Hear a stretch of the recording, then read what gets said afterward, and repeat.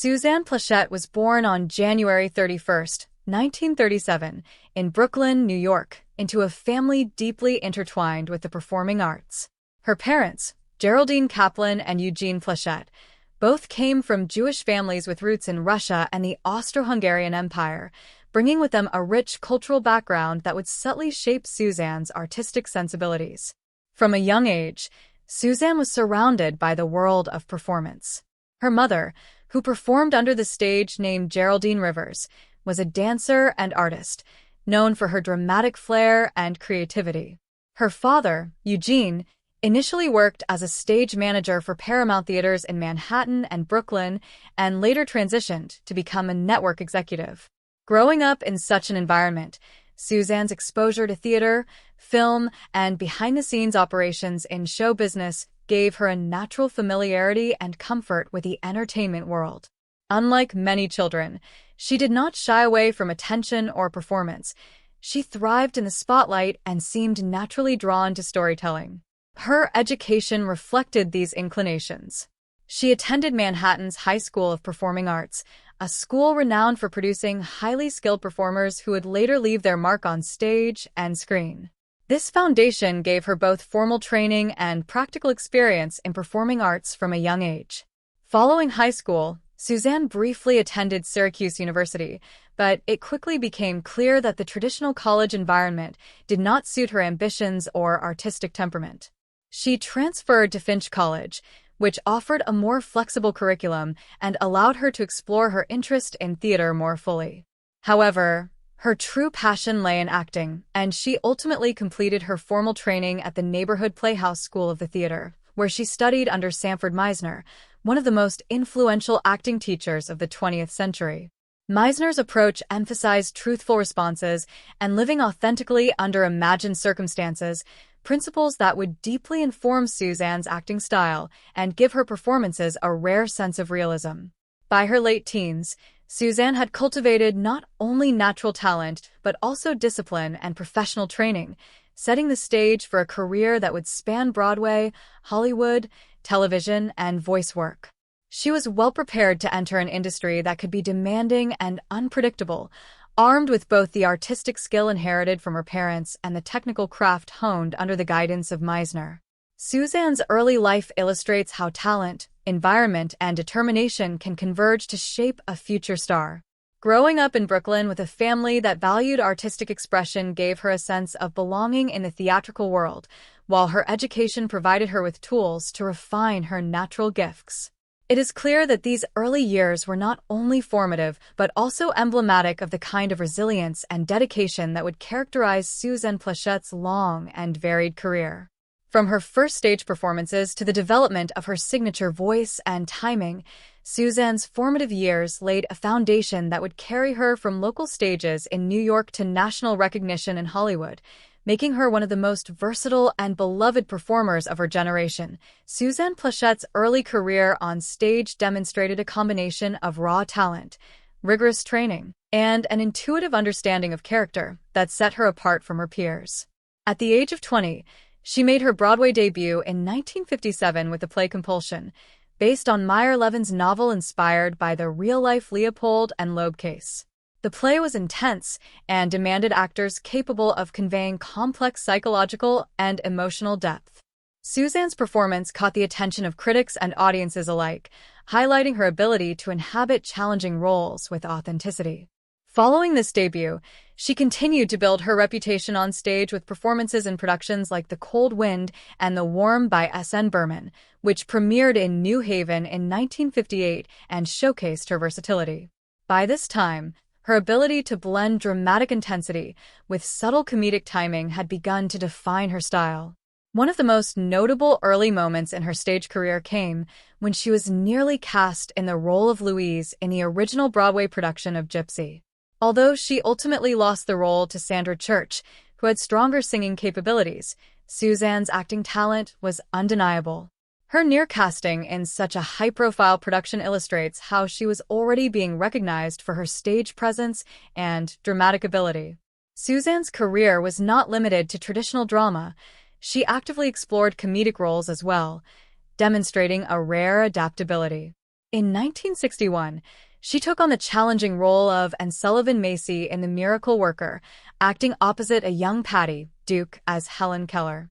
This performance required both intense emotional depth and compassion, qualities Suzanne displayed effortlessly. It was a pivotal point in her stage career, proving that she could handle demanding material and hold her own alongside other accomplished performers.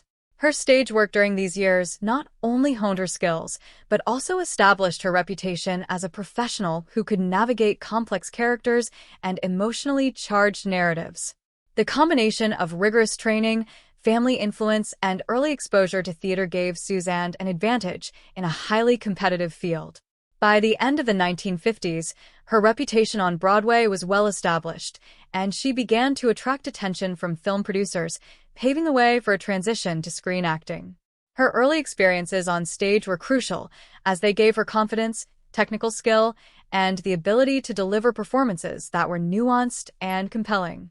For a young actress navigating the challenges of Broadway and an industry still dominated by established stars, Suzanne's ability to command attention and create memorable characters laid the groundwork for a career that would soon expand to Hollywood and television.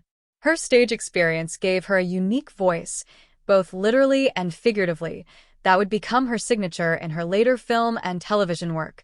After establishing herself on Broadway, Suzanne Pleshette transitioned to film, where her talent and presence quickly captured the attention of Hollywood. Her first credited screen role came in 1958 with Jerry Lewis's comedy The Geisha Boy, a lighthearted film that introduced her to a national audience and showcased her natural charm. Though a supporting role, it allowed Suzanne to demonstrate that her theatrical skills could translate seamlessly to the camera. This was no small feat, as acting for film requires subtlety and nuance compared to the more pronounced expressions often used on stage. Her early screen work paved the way for more significant opportunities, and by the early 1960s, she began appearing in films that challenged her both dramatically and comedically. In 1962, she starred in Rome Adventure, a romantic drama that positioned her alongside rising Hollywood star Troy Donahue.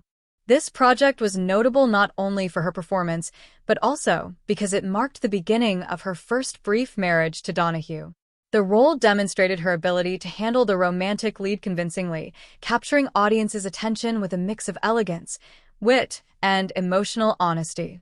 Suzanne's film career reached a major milestone in 1963 when she appeared in Alfred Hitchcock's The Birds, a film that remains a classic in the suspense and horror genre. She played Annie Hayworth, a character who, while not the central protagonist, left a lasting impression on viewers due to Suzanne's nuanced portrayal. Hitchcock, known for his meticulous direction and focus on strong female talent, recognized Suzanne's potential, giving her a role that required a balance of subtlety, intensity, and emotional depth.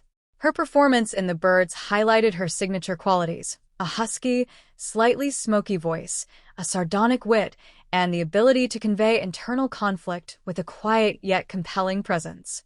The film's eerie atmosphere and suspenseful storytelling demanded that Suzanne maintain tension and realism in scenes that were physically and emotionally challenging, further proving her versatility as an actress. Alongside these dramatic roles, Suzanne continued to display her comedic talent. In 1962, she starred in 40 Pounds of Trouble, a comedy co-produced by Tony Curtis, alongside Curtis and Phil Silvers. Notably, this film was the first to be shot on location at Disneyland, offering a whimsical backdrop for Suzanne's humor and charm.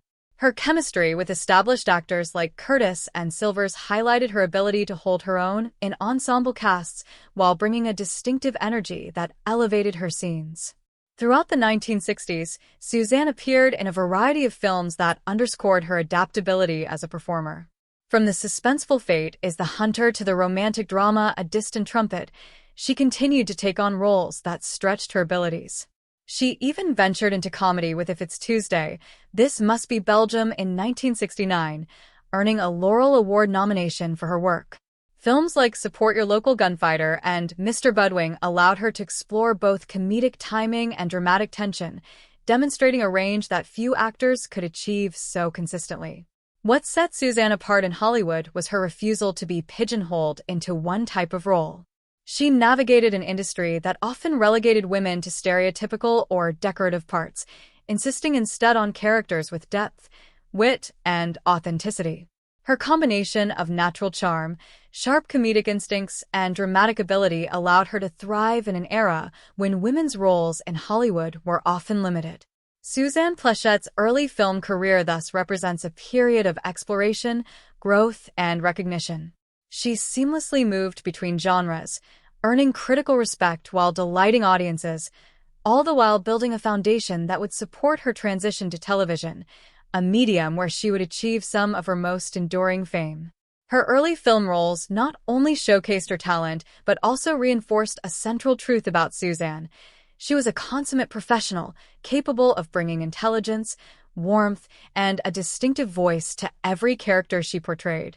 This versatility, coupled with her dedication to craft and refusal to compromise her identity, cemented her reputation as one of Hollywood's most compelling and reliable performers of her generation.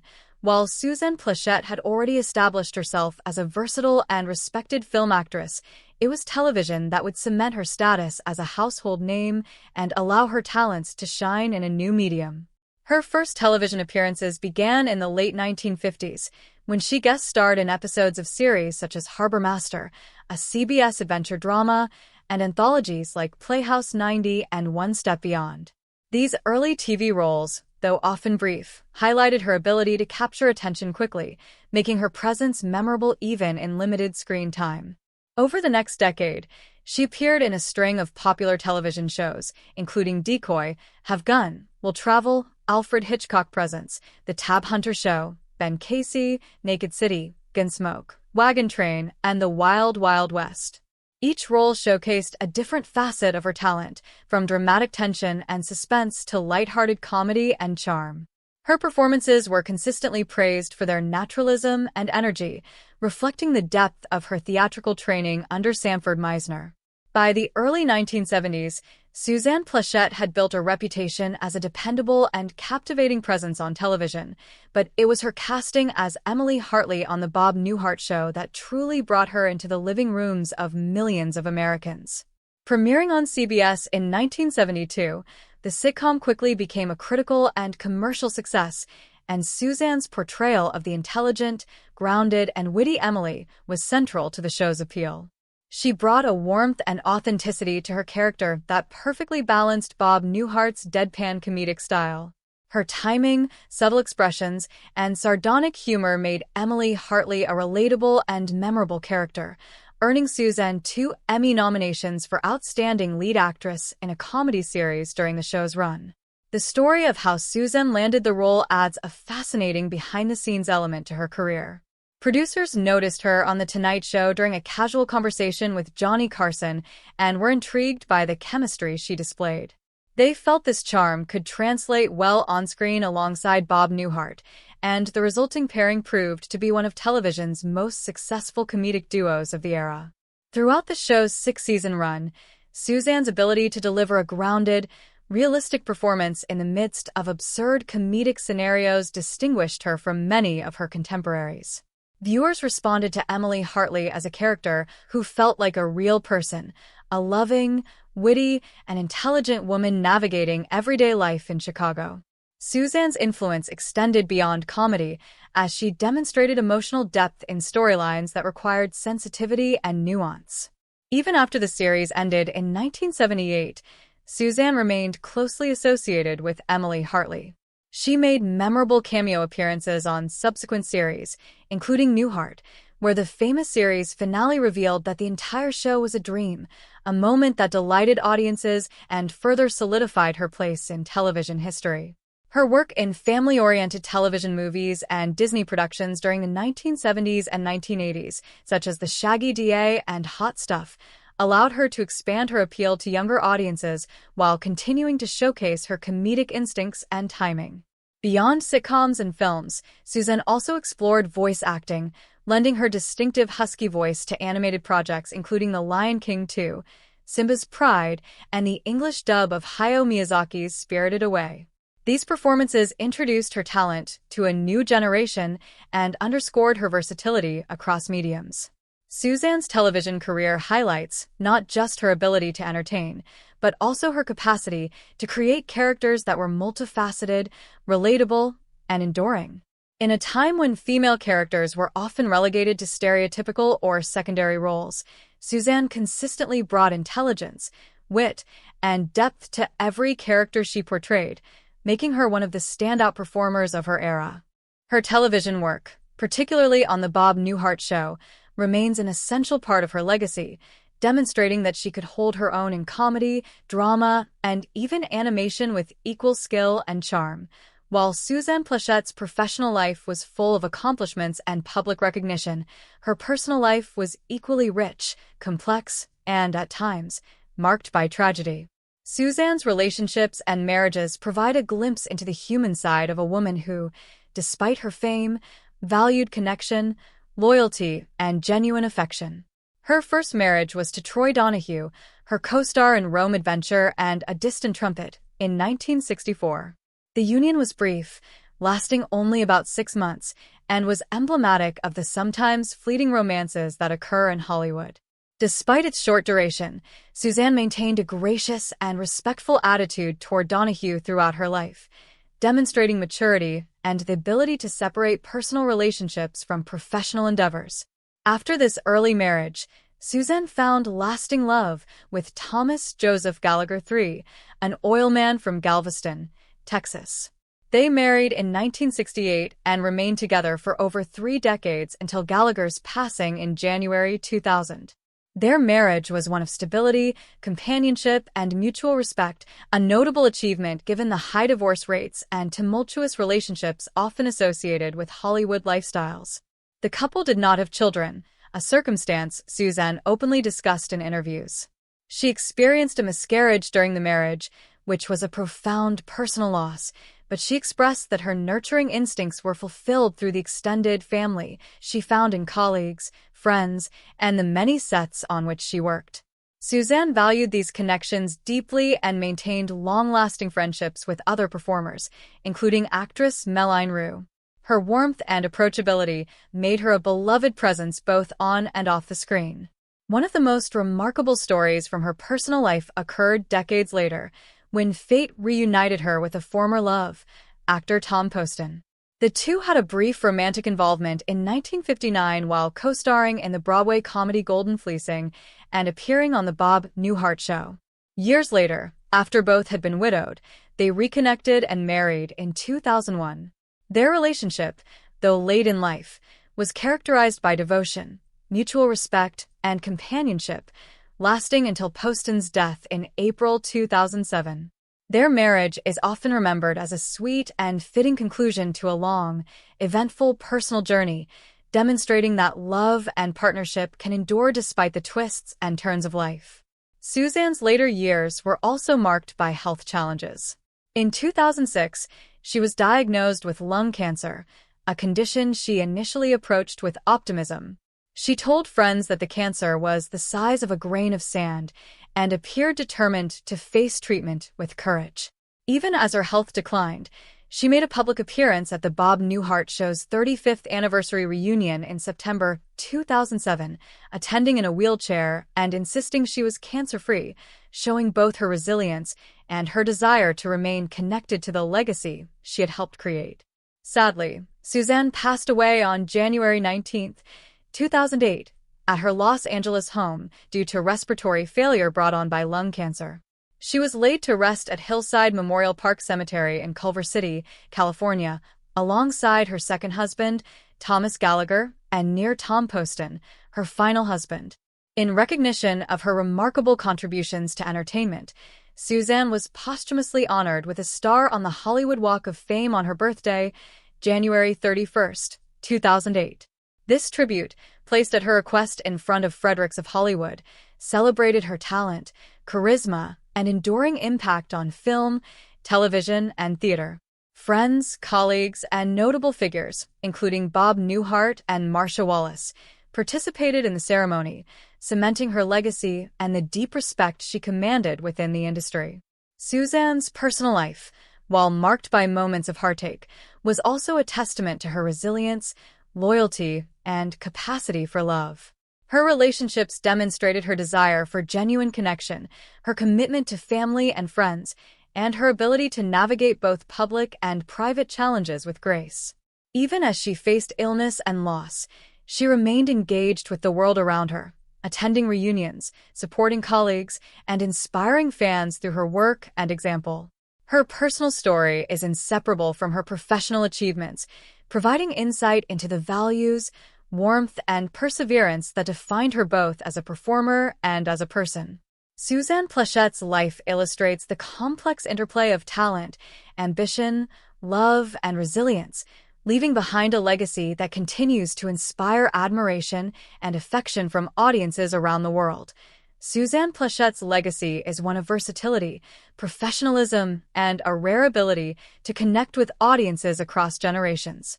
Throughout her career, she demonstrated a talent for both comedy and drama, on stage, film, television, and even in animation, leaving behind an extensive body of work that continues to inspire actors and entertain fans. Her distinctive husky voice, often described as smoky and slightly sardonic, became a hallmark of her performances. It allowed her to deliver lines with a unique blend of warmth, wit, and subtle humor, setting her apart from her contemporaries and making her instantly recognizable to audiences. In addition to her on-screen and stage work, Suzanne lent her voice to a number of memorable animated projects, broadening her impact and introducing her talent to new audiences. In 1998, she voiced Zira in The Lion King 2, Simba's Pride, delivering a performance that combined intensity, menace, and emotion in a way that made the character memorable and compelling.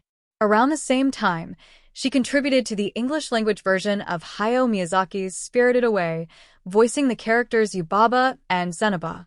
These performances required a careful balance of theatricality and subtle nuance, and Suzanne's ability to adapt her voice to such dramatically different personalities showcased her versatility and mastery of the craft. Beyond voice work, Suzanne's impact on television, particularly through her role as Emily Hartley on The Bob Newhart Show, continues to resonate with fans and historians of television comedy. Her impeccable timing, grounded presence, and ability to convey both humor and heart made her a trailblazer in portraying female characters with intelligence, depth, and relatability. The Emmy nomination she earned for this role reflected the critical recognition of her talent, and her work on the show remains a reference point for performers studying comedic interplay and character development. Suzanne also demonstrated remarkable ability to navigate the male-dominated entertainment industry with dignity and confidence. Early in her career, she resisted pressures to conform to Hollywood stereotypes, refusing to change her name, appearance, or accent to fit a mold. Instead, she allowed her personality, talent, and professionalism to define her career, opening doors for more authentic portrayals of women in both comedy and drama. In addition to her artistic achievements, Suzanne received formal recognition for her contributions to the entertainment industry. Along with multiple Emmy and Golden Globe nominations, she was posthumously honored with a star on the Hollywood Walk of Fame, a tribute not only to her skill as an actress, but also to her enduring influence on generations of performers and fans. Her colleagues, including Bob Newhart, Marsha Wallace, and other co-stars, spoke at the unveiling ceremony, highlighting the personal affection and respect she inspired within the professional community. Suzanne Plechette's legacy extends beyond awards and accolades. She was a mentor, friend, and collaborator, fostering genuine connections with those around her and leaving a lasting impression on the culture of the sets she worked on. She inspired younger actors with her dedication to craft and her example of maintaining personal integrity while navigating the complexities of fame. Her influence can be seen in how actors approach timing, character development, and the balance between comedy and drama, illustrating that her contributions went beyond her individual performances to shape the way the craft is practiced. In reflecting on her life and career, it is clear that Suzanne Pleshette was more than an actress. She was a consummate artist who embraced every opportunity to explore new facets of performance. From Broadway to Hollywood, television to animated features, she continually challenged herself, demonstrating resilience, versatility,